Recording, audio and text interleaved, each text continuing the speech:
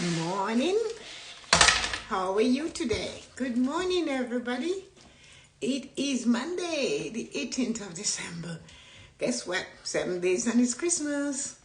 An exciting time for us. It's a beautiful morning. It's cold. Not cold though. Hi, Stacey. Just thinking it cold. I was looking at your stuff and telling a friend, good morning, Colleen, about it. Hi, Ryan. Good morning. How are you guys doing? It is cold. Joy to back. It's good morning. Hello. Thanks for coming, all of you. It's Christmas time. Where's your mug? Get your little mug out and have your tea, coffee.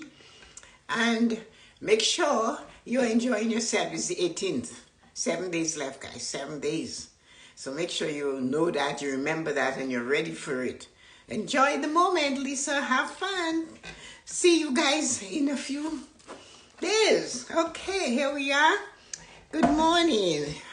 Take off that coffee cup. I just set mine down so I can talk to you about that. Hi, Azim. How are you? Good afternoon. Nice photo shoot you were doing. So here you go, guys.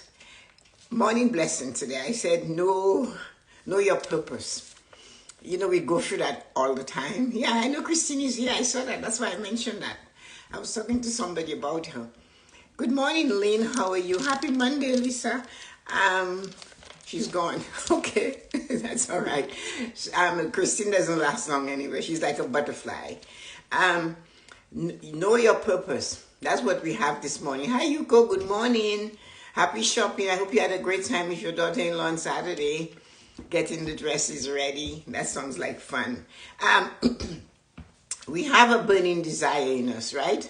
So here we are. We know your purpose. Know your need to be this amazing person. Whatever it is you're looking for.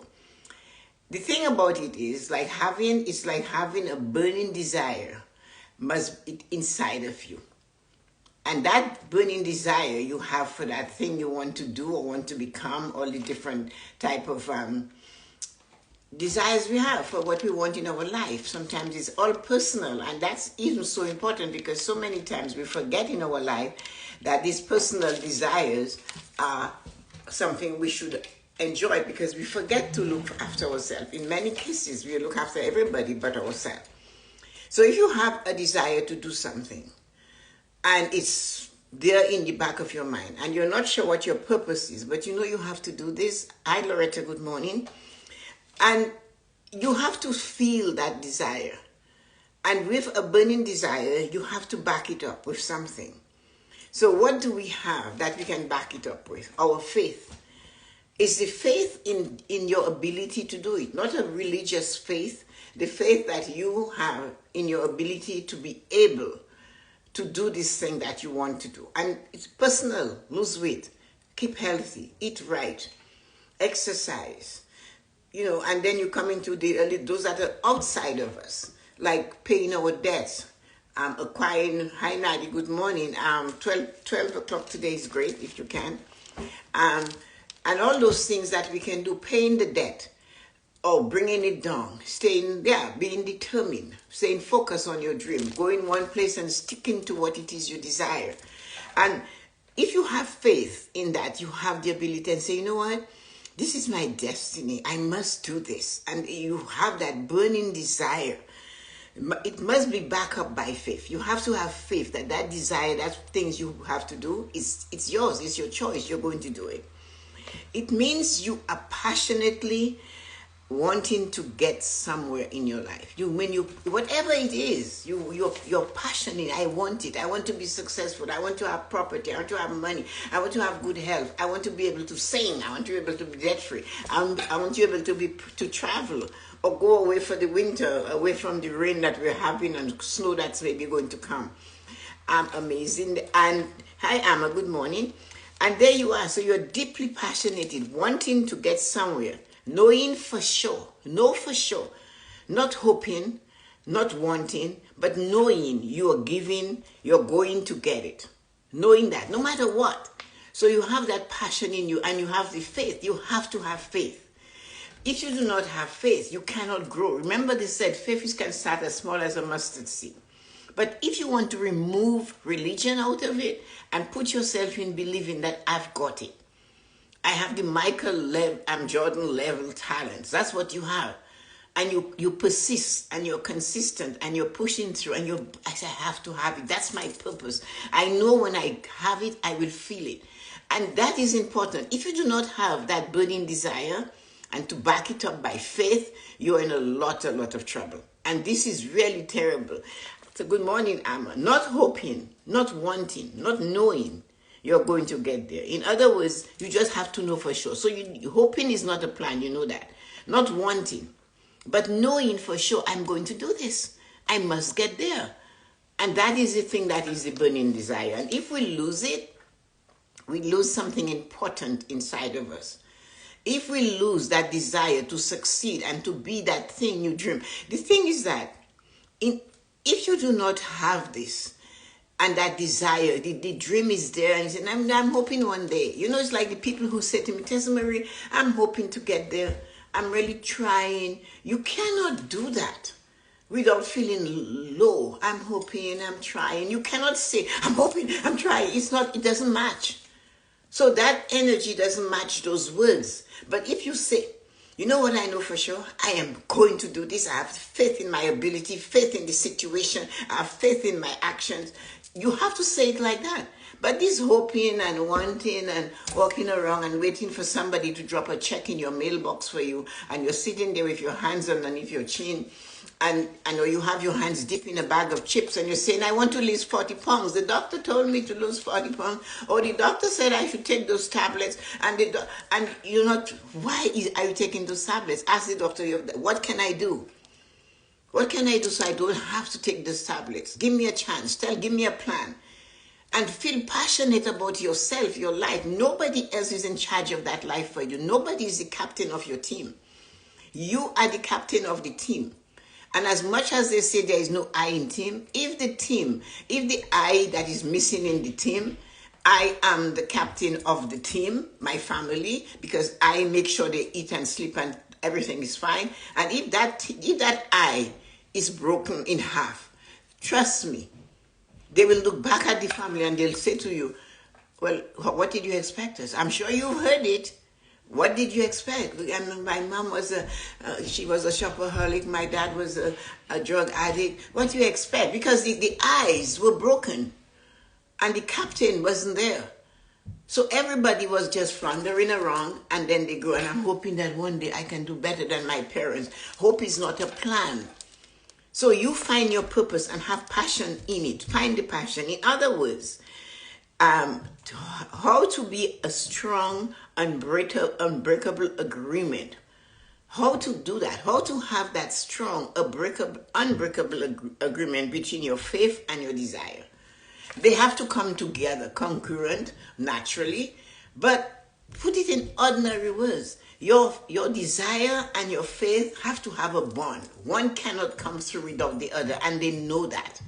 And because they know that, you have to believe that this is going to happen for you. I have this unbreakable bond between myself and my desire and my faith. I know that. And you know, when you have those things happening in your life, little things are going to come that will break it for you. If the agreement is broken, not honored, your desire, what you desire, the thing that you desire, your faith is and your actions are going to be weak. So when you make an agreement with yourself that your faith, through faith, and your desire for this particular situation to happen in your life, to be that person you say you're going to be, to become that human being, to put pressure in there, you have to take stock of what you're doing. I know it's a young man. I know that I've known him for years, and he, of course, had some issues, bipolar, stuff like that. But he was really, really, really young. And in he started to realize, I have to do something about it. A young person, he got into, on YouTube, everywhere he could find reading material, and changed and decided, I have to eat in a certain way to help myself. I have to learn to meditate. I have to do things that are going to make sure I am strong. Today he's 45 and he's not on the drugs, but his lifestyle never changed, because when he was about 17, he realized, if I do not take control, I'm going to be on drugs, and if I do not stay on those drugs, then I will be out of it. But he switched. His entire diet became a diet of somebody to control that. He put his faith in himself at 17. And as a father and a husband today, he has that under his belt. But his story goes back to being 17. Bipolar, they said, and he didn't know what it was. Like he said, he just knew it wasn't good. They explained to him, and he was feeling not good. And his mother had to get on board with him, because that was her only son. And she decided, we are going to do this together. And together they held. So even sometimes, we have to hold their hand, but they have to want it too. And he says, that is right, God, those words. That is what he said to me. I had this, there has to be, he said, there had to be for me a strong, unbreakable agreement between what I want to do and the faith that I can do it, that I can correct this situation. We're doing the things I'm supposed to do. And that is what he said. And he always told me that. I always knew I had, go ahead, Marina. Thanks for joining all this distant away. That you had this faith, he said, that with the medication, but I knew I could change my diet and stick to it and exercise and meditate and do so many different things to keep him going. And as I said, 45 years old and a family and wife and children, but he said, I'm on it every day. I cannot not meditate. I cannot not think positive. I cannot take time out. I cannot not rest. I cannot eat junk food. I cannot take alcohol. I cannot drink smoke cigarette.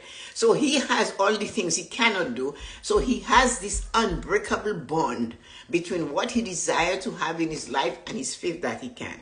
So if the agreement is broken, not honored, the thing you desire is going to be weak. Your faith will be weak. Your actions are going to be weak. It will not happen. You're selling yourself short by doing that. You're facing failure. So think about it. You made an agreement, and hey, it was going to be financial, right? So you made an agreement with the credit card company. I will use the card and I'll pay it off every month. That's your agreement. Or I'll pay the minimum amount. Agreement. And they have faith in you. As funny as it may look and doesn't seem real to you, let's get with the analogy here. They have faith, they trust that you will do this.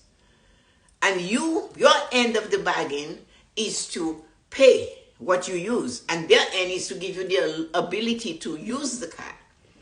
You show up and you use it. But then you do not honor your part of paying it. Whatever the circumstances are, you're not honoring that. What does it lead to? It leads to financial failure. If you have a dream, goal, and desire to buy a house, and you start saving money for it, and all of a sudden something bright and shiny passed in front of you, and you bought a car instead of the house, you're going to fail at home ownership, because you broke the bond you made with yourself, your desire, that thing. You had a bond. I have the faith, I'm going to work on it. And these are the actions we take every day.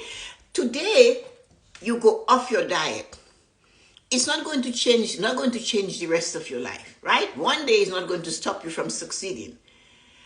But the next day and the next day is going to certainly stop you from succeeding. So the one thing you do and do constantly will get you where you want to go. The one thing you don't do and don't do it constantly will also prevent you from going where you want to go. So know your purpose and put passion behind your purpose. Hi, Kia. Make sure you put the passion there, because the purpose has to have faith, and faith needs passion. It needs determination. It's not wishing and wanting and talking nonsense about God is going to come and sit on the river with the bucket of clothes in front of you and waiting for God to come do the laundry for you, and you'll just take it, and you might expect him to carry it home, iron it, dress you, and all of that. That's not going to happen. It's not going to happen. You have to put yourself in the moment and make sure you go in there. And yes, look at what am I saying. and make sure you go in there and you do the work. Nobody is coming. The government is not coming. And even if they come, they have too many to look at. What they will do for one will not please you. So get on your own team. You are the invisible iron team. You break the bonds and the promises and the honors you make to yourself. Who is going to suffer?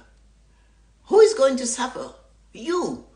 You're not even honoring the respect and paying attention to the things you made for yourself. Now, when your actions are weak, nothing will happen. You're setting yourself up for failure. When you have weak actions, weak words, depressing words, looking at the rain outside and saying, oh, the world is coming to an end, the whole, in a few minutes, we'll all melt. No, we're not going to melt, and the world is not coming to the end. Remember the big push in 2000, we were still here.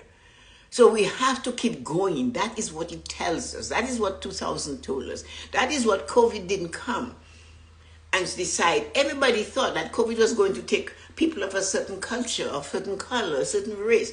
COVID does not discriminate. COVID came and he said, I'm going to take everybody. Everybody is going to be on the same page. And that's what COVID did. So the point is, it didn't stop. It was relentless. What had to fight is the determination of those that decided, well, vaccine or whatever they put in our head. Those who took it and survived, those who didn't take it and survived, and those that took it and died. It does not matter. What matters is that there was a determination to do something about it with passion. We got to do this. We have to do that. You have to walk this way. People would see you coming and they could break their neck to cross the street because it is in the air. But eventually it went away for a point. It's coming back. They say, however it comes. But the point is, if what you desire is huge, like getting rid of COVID, huge and far away at the present moment, but your faith is in the actions you're taking is strong. No bending, not bending to it. You have to decide that on that journey, there is always going to be challenges. Every journey comes with challenges. Life comes with challenges, although we do not want to face it. I am not saying that every day is positive and poppy. What I'm saying is how you deal with the positive, pretty little things that are all around us. And because we have to find them. Separate the wheat from the sheaves. Get rid of the needles and find the rose. When I have to pick a rose, before I even cut the rose off the stem, sometimes I have to clip the thorns while they're still on the stem, so I can on the bush, so I can cut the stem without cutting my hand or pricking my hand. So that is what I'm trying to say to you guys this morning. Know your purpose, and when you know your purpose, and your purpose is big, and you have a big goal, a big dream, I want all this. Do not be afraid and feel bad because you're saying, I want to be wealthy. Do not be like the people when I talk to, I say, who here wants to be rich? And they cross their arm around like this. And if you do that, you're blocking the flow. So as a matter of fact, crossing of this and crossing legs, and that is preventing what is coming to you to come, the good. You're keeping it away. So when I say, do you want to be wealthy? No, is that an attitude to have? You don't have to be positive, but out of the darkness, you have to see some light.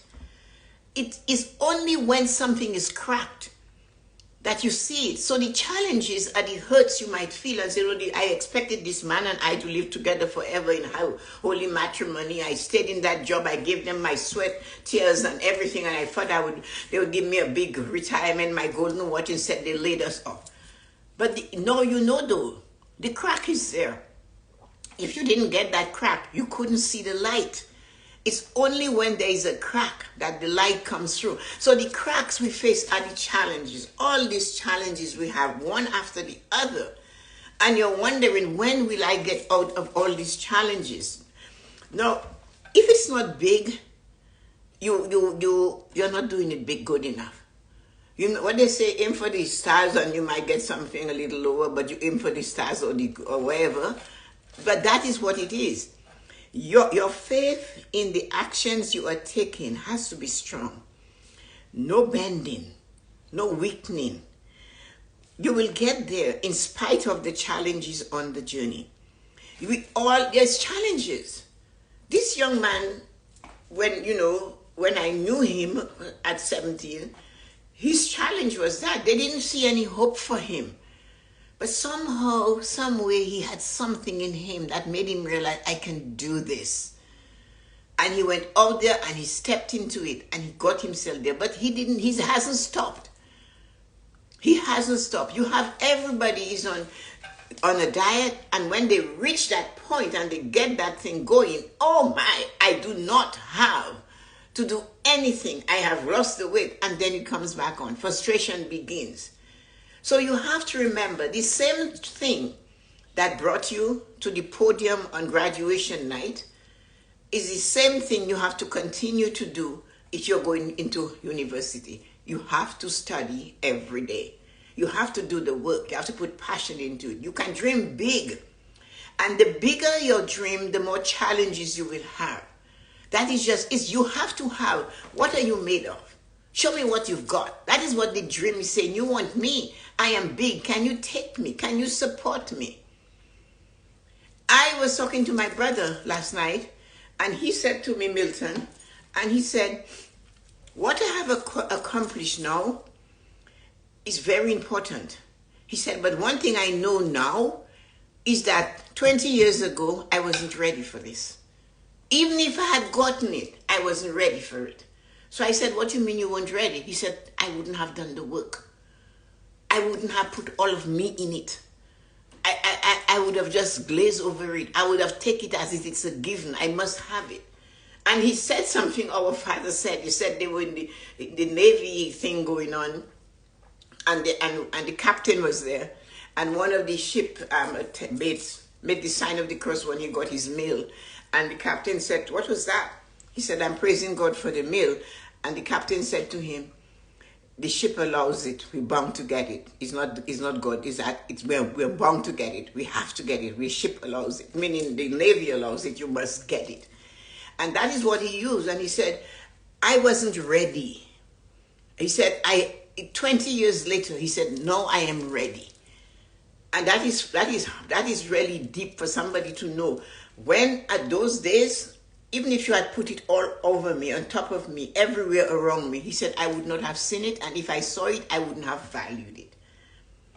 So you're big. When what you desire is not coming right away, realize, ask yourself the question, this is what I need. I need to know, that's my purpose, this is it. Am I ready? Can I pay the price? Can I be diligent? Can I show up every day, no matter what? Do I have the integrity to do what I'm supposed to do every day because nobody's watching me? Or do I do my best only when somebody else is watching me? Put it more ugly, like the nuns told us. When you go to the washroom, do you wash your hand because you know somebody's looking at you? Or do you wash your hand because you know it's the right thing to do?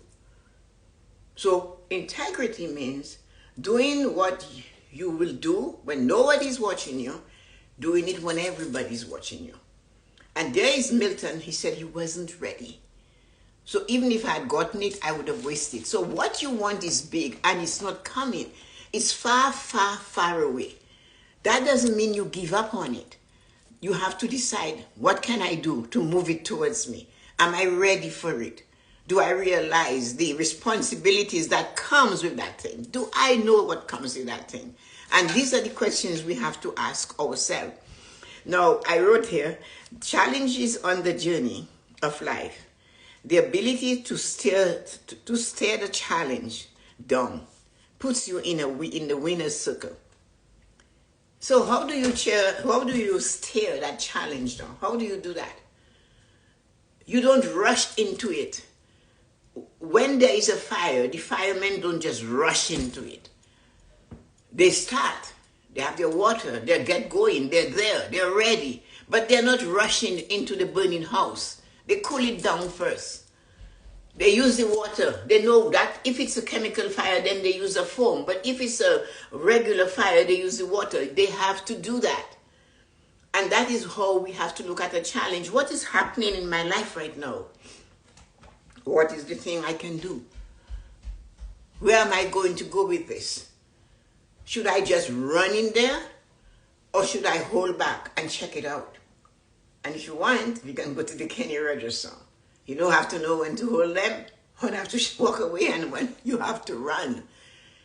Or when you cannot do everything in front of everybody. Do not count your winnings when you're still at the table.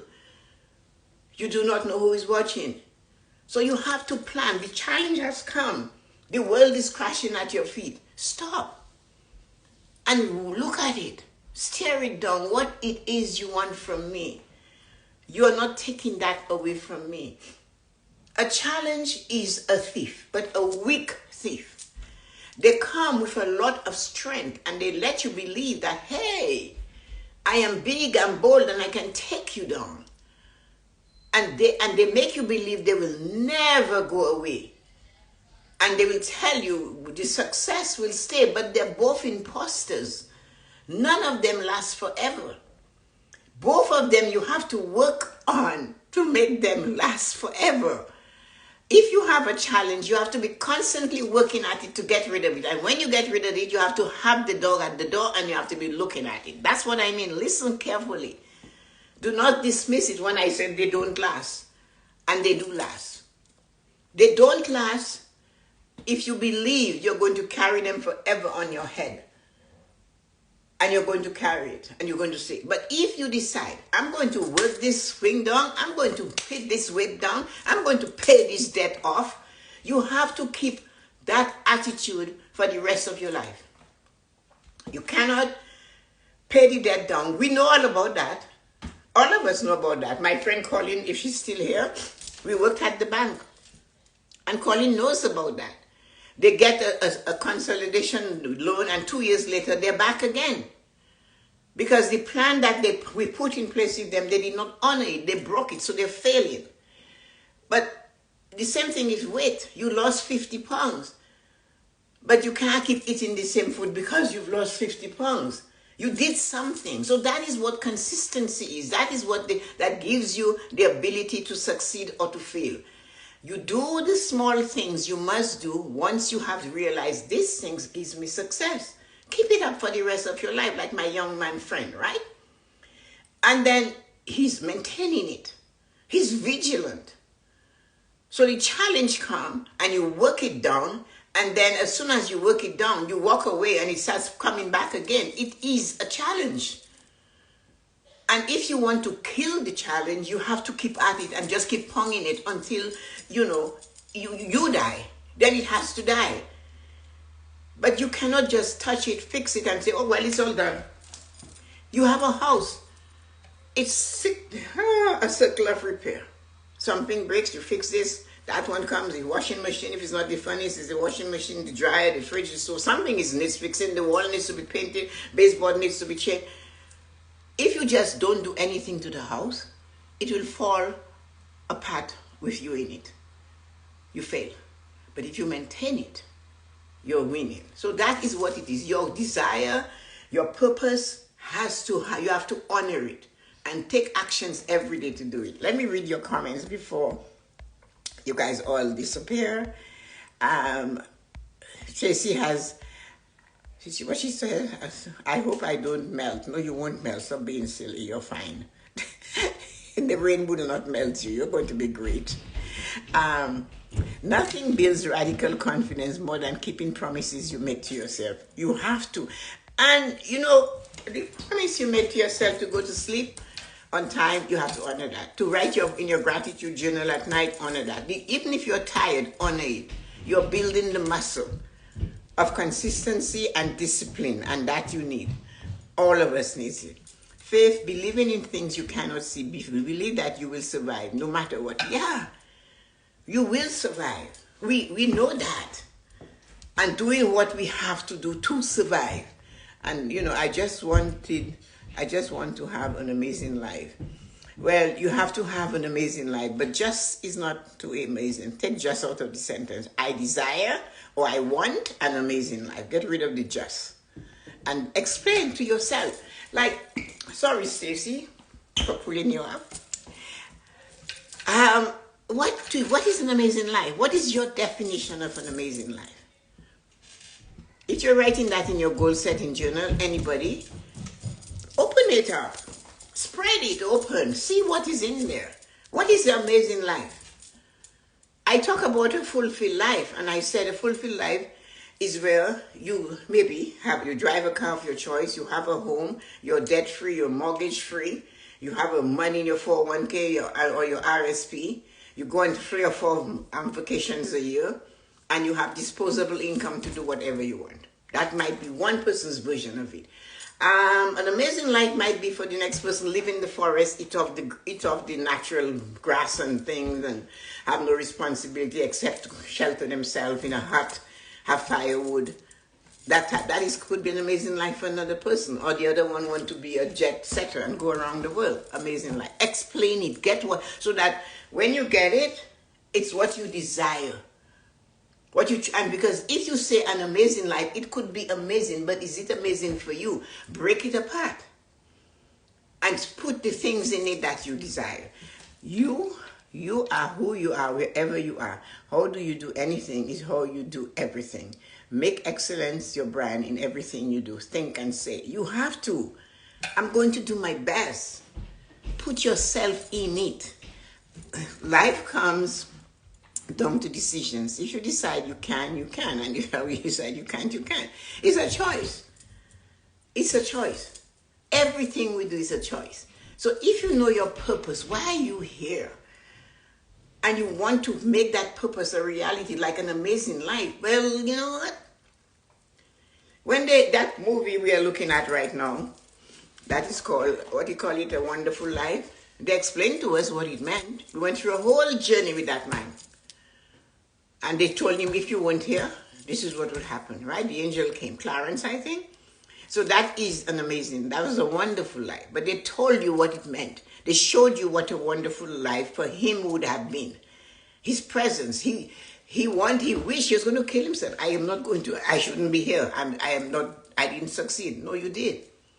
And because you are here, people were able to do that. That was his wonderful life. So we have to always look at life like that. Thanks for being you, showing up all of us what life is about. I don't know, it's my version of my vision of a wonderful life or an amazing life. I always had a version of the vision of the life I desired. I always did. I might not have said it to everybody, but I put it, who was I talking to? I think it was Vanessa. And I said, when the bank first started giving us the opportunity to save, if we put in $1, they put 50 cents. I looked at it in their stocks. I looked at it and I went, So if I put $1, they gave me 50 cents. So I'm already 50 cents above. And so I started to do it. And from then on, every time I got more dollars, I did that. And it's amazing growth. Because I was talking to her and I said, the dividend that was paid on each of those stocks was $1.09. So although the value of the stocks can appreciate, for every stock you have, you still get $1.09. That is a high dividend payment. And that is why you invest in dividend-bearing, facilities. So there you go with this 99 cents was in December, and then they brought it up to $1.09. It's not a lot of money when you look at $1.09, but already they have given you 50 cents when you bought it at $10. And if it is trading at $100, look at the profit you've made over the time. And then look at the $1.09. So if you have 2,000 stocks, and they give you $1.09 for every stock you have, how much money do you have there? And you did nothing. You just stayed home and you had made your investment and it's growing and you're thinking of that. So that is how things work. You have to make decisions. Like Amma said, you have to make choices. You have to look at it and say, I had friends, and I know my friend Colleen had that too, that would not invest in the bank stocks. They said, no, I'm not doing that.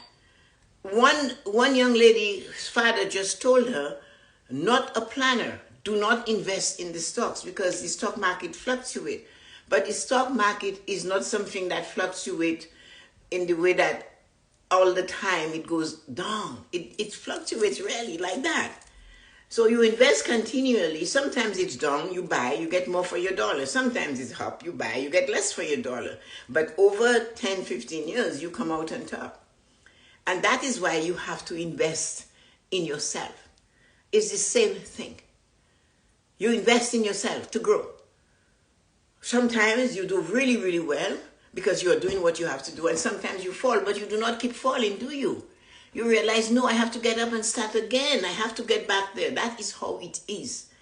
And one day you will have value, plus you'll be paying the dividend. The dividend now becomes the substance of yourself is there.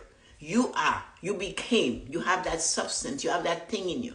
And the dividend is what you leave behind. Our dividend is what we leave, not legacy in money. But we pass through this world, our thoughts, what we did, the determination, the focus, the lessons we left for others to grab the belt that is hanging from our waist and hold on and follow us. And that is what it is. So I always say to you guys that life and money is the same. There is no difference. It all has ups and downs. And that is something we have to do. But you just have to be consistent in both of them. If you are investing, you invest in consistently. If you are living life, you live life consistently. You do the things that makes you feel good. The little things you do every day to make sure when you go to your dentist, your teeth is clean and no cavity. If you don't do it and you stop brushing your teeth and flossing and doing what you have to do, you're going to fail. You'll get there one day and you'll have cavities. So what you do gives you success, and the same thing if you don't do will give you failure. Remember that. It's not all the time you have to take a big bite of the apple. Your goals are huge, but the actions you need to take might be small, persistent, consistent, exhausting, bothersome, nagging, little actions every day to get to the top of the mountain. And when you get there, you don't sit down. You have to keep going. There's another mountain to climb. It's not greed. It's keeping yourself sharp and succeeding. Thank you, wonderful humans. I appreciate each and every one. Apparently, Instagram won't let me type. Oh, hi, Nancy. Thank you, Tessa. Okay, thanks, Stacy. Have a wonderful day, everybody. Talk to you guys tomorrow. So I won't be here Thursday morning. I'm flying. So I'll be here tomorrow and Wednesday. We'll have a chat. I don't know what we'll talk about. As usual, it will pop in and I'll pop it out. And it will be confusing and you'll get some and you won't get all. But whatever you get is what you needed for today. Have a great and wonderful day. And wonderful people. Stacy, Nancy, Amma, Yuko, Ezra. Hi, Ezra. I didn't see you already. How is Dominica? It's raining here. Hi, Lisa, Ryan, Loretta, and Lynn. Thank you, wonderful people. Have a great day. Talk to you later. Bye-bye.